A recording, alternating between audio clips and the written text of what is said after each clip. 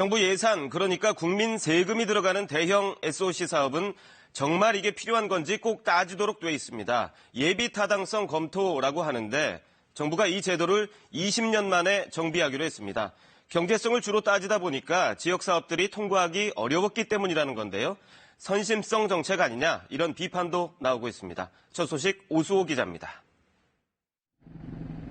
그동안 수도권은 균형 발전을 이유로 지역은 경제성 때문에 예비 타당성 조사를 통과하기 어렵다는 불만이 많았습니다. 이런 의견을 수렴해 정부가 평가 항목별 비중을 조정하기로 했습니다. 수도권은 지역 균형 점수를 아예 없애고 경제성 비율을 최대 70%까지 높였습니다. 비수도권은 지역 균형 점수 비중을 5%포인트 높이고 대신 경제성 비중을 그만큼 낮췄습니다. 또 비수도권의 경우 부산, 광주 등 대도시가 상대적으로 감점을 받았던 낙후도 평가를 가점만 하기로 했습니다. 평가 비중을 일부 개편하여 예타 제도의 취지를 보완하면서도 지역에 필요한 사업이 적기 추진되도록 최대한 도모하고자 하였습니다.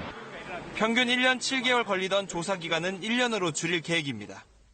정책 효과란 항목도 새로 만들어 고용은 간접 효과도 고려하고 환경도 수질 개선 등 긍정적인 부분까지 평가합니다.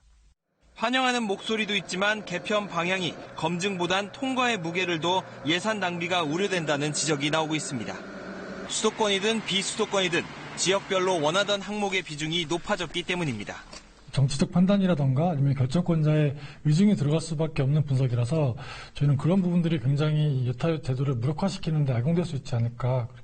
석 달 전 24조 규모 사업의 예타 조사를 면제해준 데 이어 이번엔 통과 문턱까지 낮춰 선거를 앞둔 선심성 정책이란 비난도 큽니다.